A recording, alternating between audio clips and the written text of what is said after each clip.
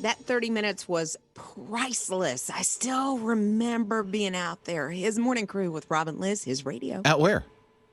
Out on the playground. Oh, you mean like recess at school? Yes. That was only 30 minutes for you?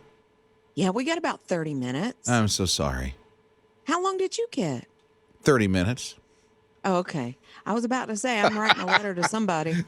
Yeah, well, it's way too late. I'm years removed from grade school. But you know what I just read?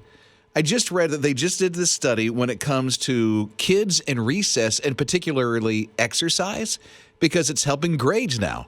Exercise helping school grades. Go figure, huh?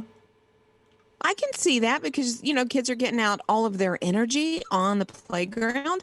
And so when they come in, they can be a little more focused because they don't have all that energy running around their little bodies. Yeah, like going out and playing soccer. So they're saying get the kid on a soccer team or out for a daily jog, which my neighbor a couple of doors down, they ask their kids to go out and run every day, to do a jog around the neighborhood every day. It's amazing. It helps mom and dad. I'm telling you, get that energy out and they go to sleep so much easier too. So they're saying there's a connection between the cardiorespiratory health and academic success. And so it's like get out, play soccer, get on one of those soccer teams at the rec league or something like that, just so the kids are doing something every single day. And you can be like my neighbor up the road. I see Johnny and Grace running constantly in the evening. Very cool. I used to love going to the playground and playing like the games where a bunch of kids would play, whether it was Red Rover or, whatever, when you're really little and you'd play those types of games or act out a movie. We used to play Star Wars when I was a kid on the playground. That was so much fun. Oh, I can see Liz right now with a lightsaber and being Obi-Wan Kenobi. You're listening to Rob and Lizz in the morning. His radio. I didn't get great grades, but I was always outside when I was growing up as a kid. There wasn't a lot I did. I mean, there was the soccer league. So that was about it. And then there was mischievous stuff I shouldn't have done, like throw rocks at trains as they went by. That seemed to be a pastime. But we were outside climbing trees and all that other stuff. Oh, yeah. We would play until you would hear all the moms and dads yelling at everybody to get in. We would run behind. I remember this in the spring or the summer, running behind the bug truck. Do you remember that? You mean the spray? Yes. As they're spraying for mosquitoes?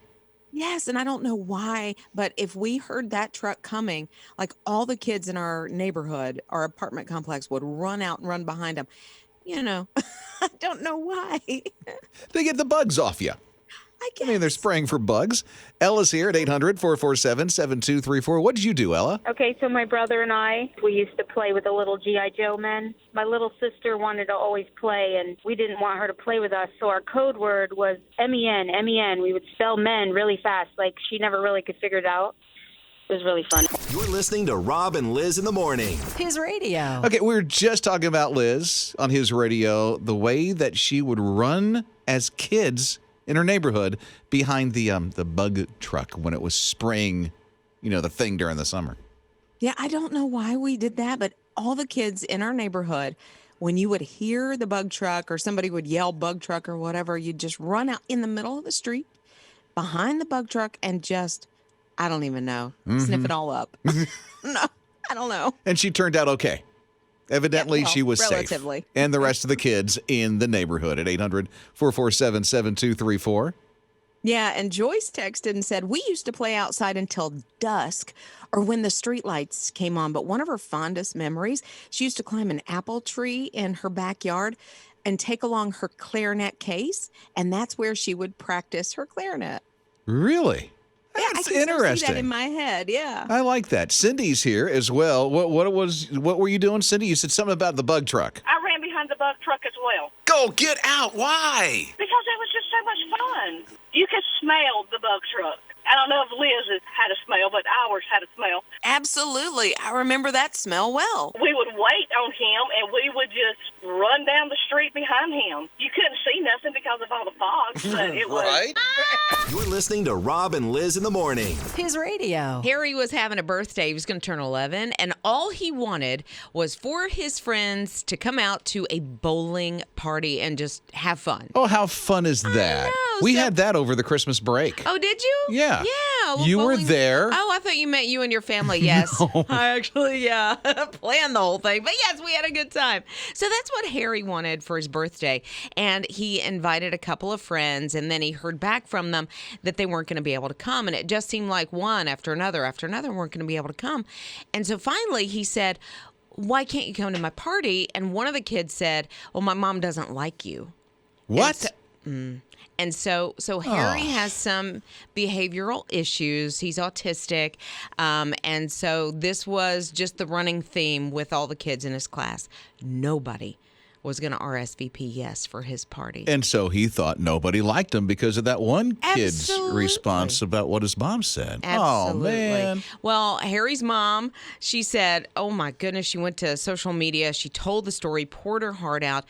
Strangers from around the world, New Zealand, from Australia, they were sending cards, they were sending letters. So word got around his town that he wanted to have this birthday party. Strangers showed up, kids showed up, and probably 20 kids were there, all bowling together and just having a Awesome. blast. Hannah said, his mom said, so how was your birthday? He said, best birthday ever. Right? Yes. Way to go, Hannah. You're listening to Rob and Liz in the morning. His radio. There is a mom that wants her daughter to find love so badly that she was thinking, okay, how am I going to help as a mom? Because I've thought I want to set my kids up with somebody nice, whatever. She went a step farther. She put up a billboard in Times What? Square. Oh, no. Look, it's a picture of her daughter. And above the picture, very nice picture, it says, date my daughter, has an arrow that points down to her. This thing is like 47 feet by 25 feet. That's at Times Square? Times Square. Mom. Mom says she is looking for someone cross between Chris Hemsworth and Ryan Reynolds. I'm like, okay. Wow, Mom.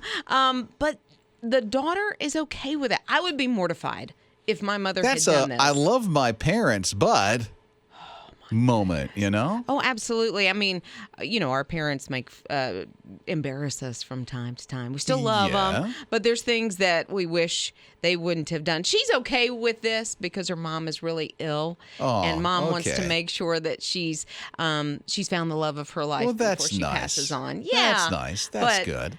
But wow, Mom, Then now if she wasn't, if she wasn't. and then I wonder what the daughter would feel like having her face with a date my daughter plastered all over Times Square like that.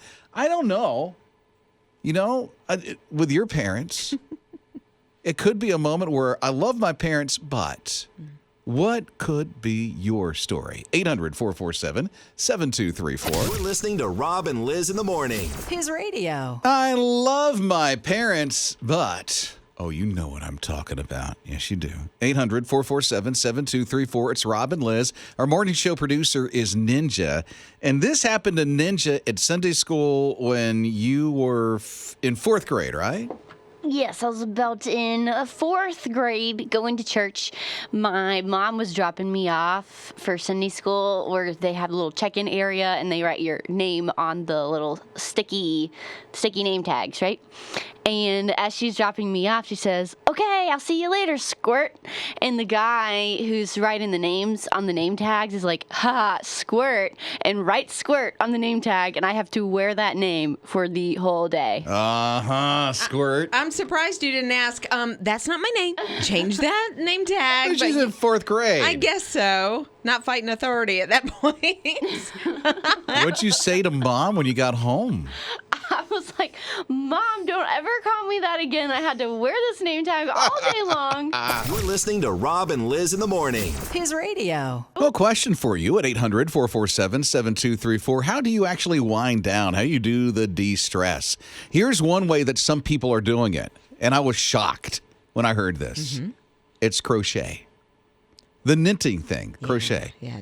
Actually, people has discovered that, and they're doing that, and they're finding that it's really causing the stress level to come down, and they're much happier when they're doing the crocheting. I would think if you're good at crocheting, I can see how that would happen. If you're bad at crocheting, because I've tried it, I just cannot get it. Liz gets frustrated. It does. It frustrates and stresses me out.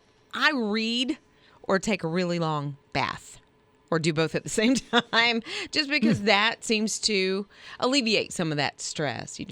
I like to cycle, like the Tour de France kind of cycling. Oh, yeah. I'm into that road cycling stuff, and that's what really helps me. Yeah, working out is a really good stress reliever, releases all the endorphins and gets your mind, maybe you focus a little bit. But everybody's different. Yeah. So how in the world do you do it? You're listening to Rob and Liz in the morning. His radio. Getting word that some people de-stress and try to get all that worked out by crocheting. People have picked up crocheting. Amazing. I could not. I get so frustrated when I have tried to crochet in the past. Really? Absolutely not. I don't know why I could see you do that. No, not at all. I'm no.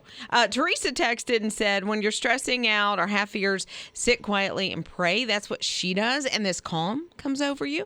And then Taylor, she says, to help with stress, she works out. She's part of a group called Fostering Faith and Fitness. Oh, nice. And the owner of the group is trying to raise money, to foster her newly adopted son. That's great. That's how it started. And now they all work out together, which is pretty cool. Good. Oh, I love that. Jennifer's here at 800-447-7234. What do you do, Jennifer? I crochet Disney dolls. Oh, interesting. Why is it Disney dolls? I'm a huge Disney fan, and so instead of wasting not wasting, but instead of using my money to buy a bunch of Disney memorabilia, I just make my own.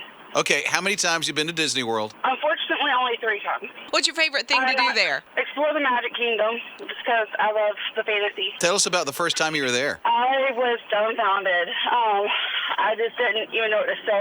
There was just so many feelings at once that overwhelmed me that I didn't even know what to do first. And what inspired you? Was it before or after the Magic Kingdom to do the crochet dolls? I actually didn't start up crocheting until about 6 months ago. I mean, because I'm a teacher, so I need to find stuff to de-stress.